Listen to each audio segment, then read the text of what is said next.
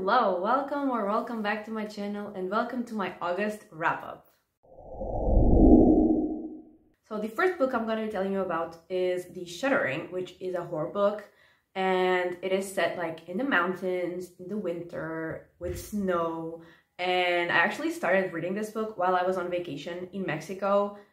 You know, super hot, super summery, so it was quite the contrast.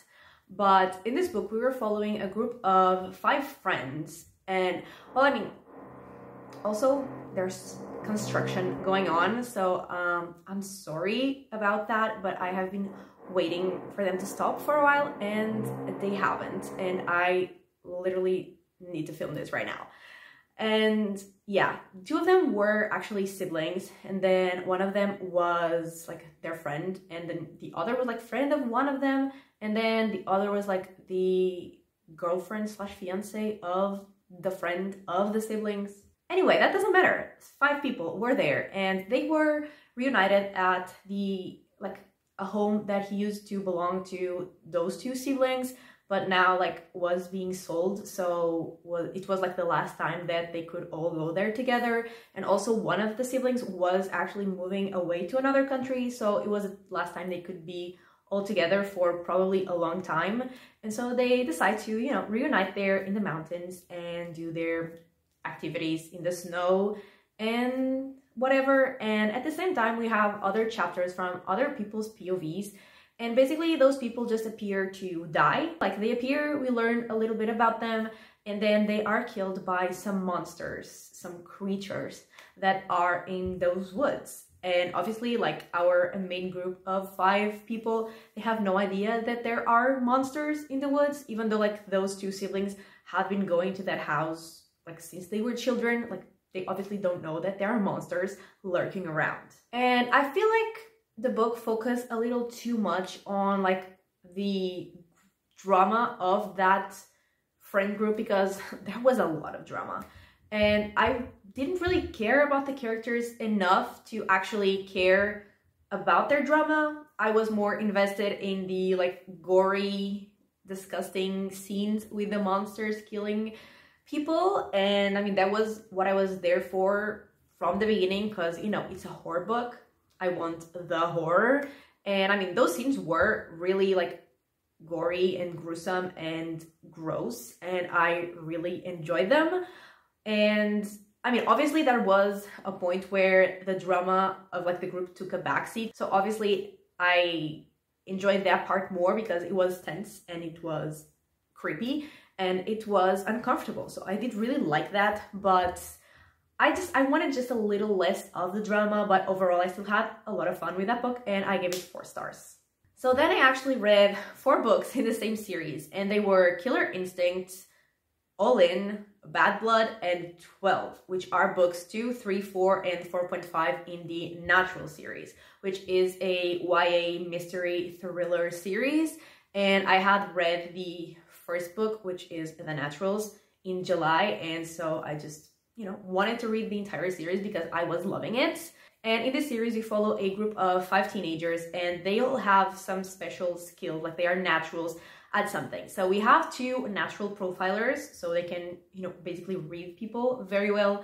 We have a guy who's very good at reading emotions specifically. We have a girl that is pretty much like a lie detector, and she's also a very good liar.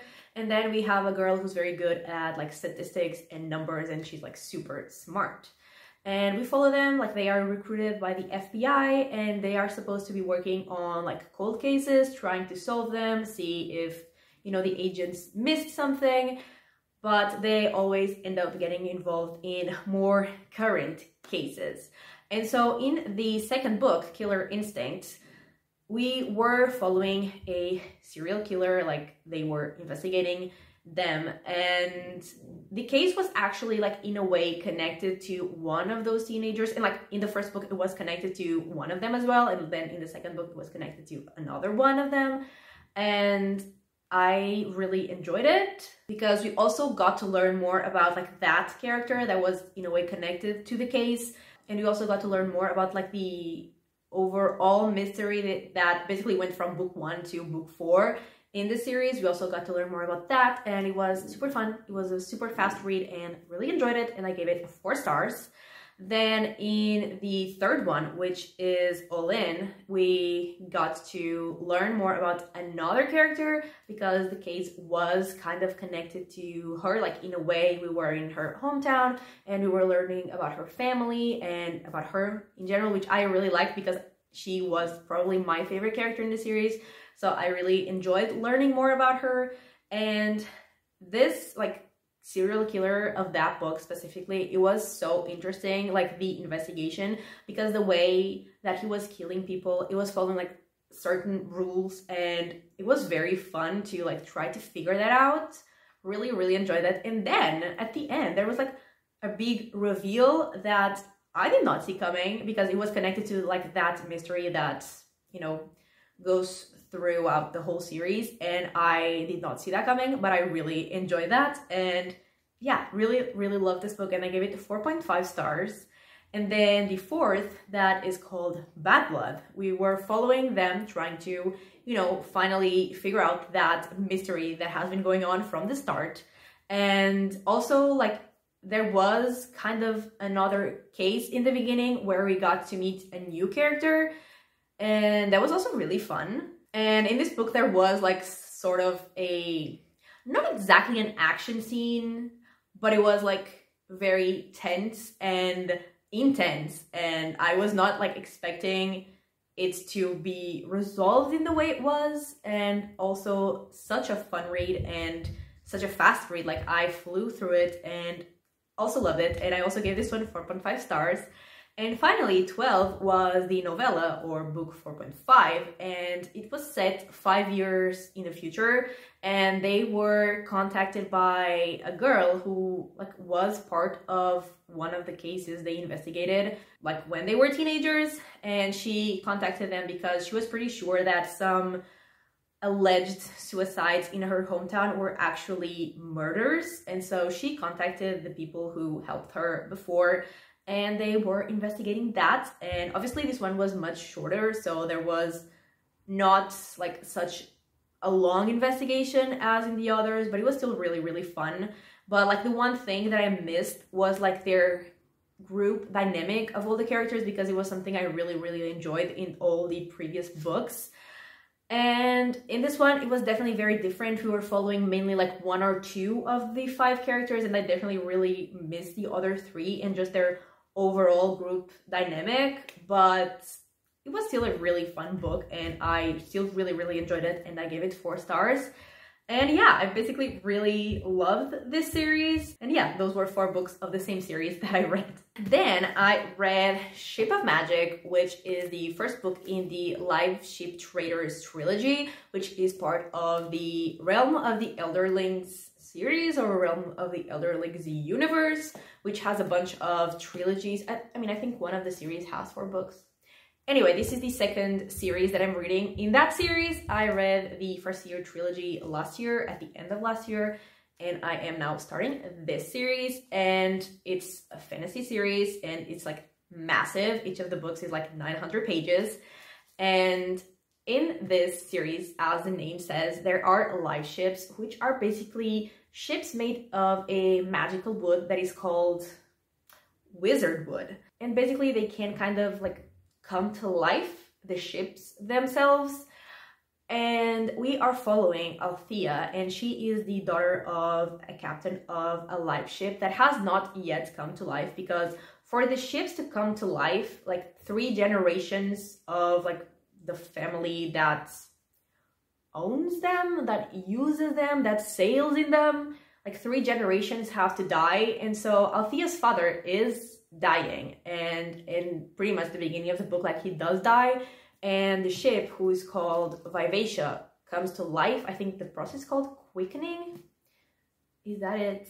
Yes, quickening. So she comes to life, Vivacia. And Althea's mother actually says that Althea is not the one who's gonna keep the ship, even though she was supposed to. Like, she always thought that she would. Her dad always said that she would. She was trained to be the captain.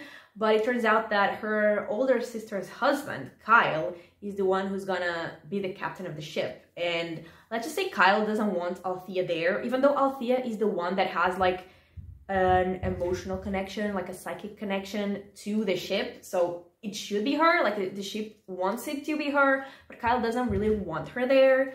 And at the same time, he wants his son, Winthrop, to inherit the ship after him.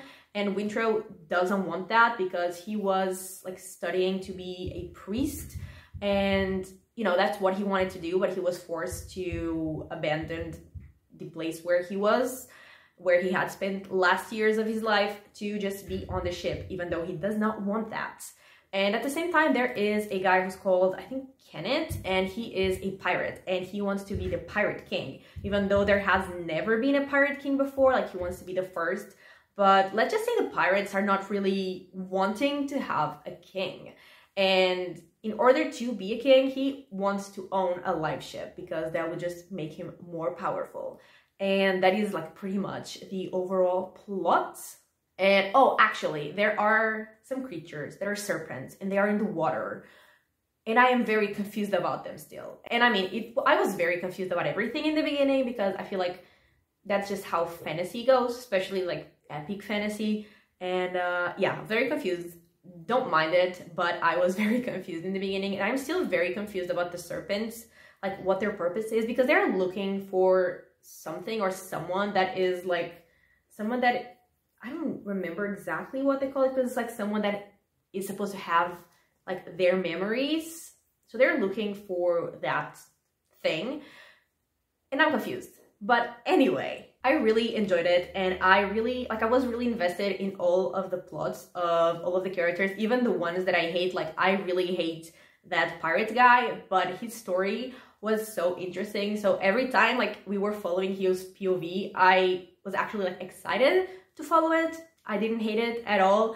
I was pretty invested, and I had a lot of fun learning about these ships and these people, and it was definitely like slower than I would have preferred, but I was already expecting it going into this book, so it didn't catch me by surprise. Like, I was expecting it to be slow. Of course, I would have preferred if it was a little faster, but I knew what I was getting into, and yeah, I still had a lot of fun, and I gave it 4 stars. And then finally, the 7th and last book that I read is called The Terraformers, and this was a science fiction book, and it was actually one of my anticipated releases. And in this book, we were following Destry, and she was part of a terraforming team in a planet called Sask-E, and she was, you know, obviously they were there terraforming, and she actually, like, her teammate, sort of like her colleague, her closest colleague, the one she always went on missions with, was a moose, but like it was kind of like a human in a moose's body. And while she is out on like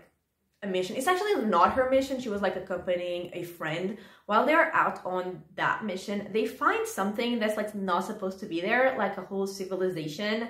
And when they like see the people who are there, they realize that it's people who were supposed to have gone extinct a long time ago, like centuries ago, because they were the first people who were sent to terraform the planet, and then like it would have, like, the atmosphere changed so it would allow the current people to live there, but those ones should not be alive anymore. And they do live in a like contained space that has their like oxygen and whatever needs.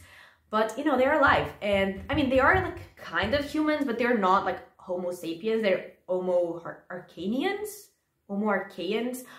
I still don't know how to say it, but it's something like that. And Destry and her friends need to, like, figure out what to do about that. Like, do they reveal that they found those people? Do they not? And, you know, their decisions will affect, you know, not only those people, but like the rest of the people there, and also the planet and their mission and their work and everything. So, you know, we have to see what their decision will be. And then there is a time jump, and we see how that decision did affect everything. And I was actually like really invested in part 1 of the book, which was like before the time jump, and even like at the beginning of part 2 I was very invested in like learning about the different species and different beings that exist in that planet, and I was really intrigued about Destry's decision and, you know, what would come of that. But then I feel like I was kind of getting bored, like the second half of the book. And I really like the plot and I really like the idea, but I feel like the book was way too long because I was really like getting kind of bored in the second half.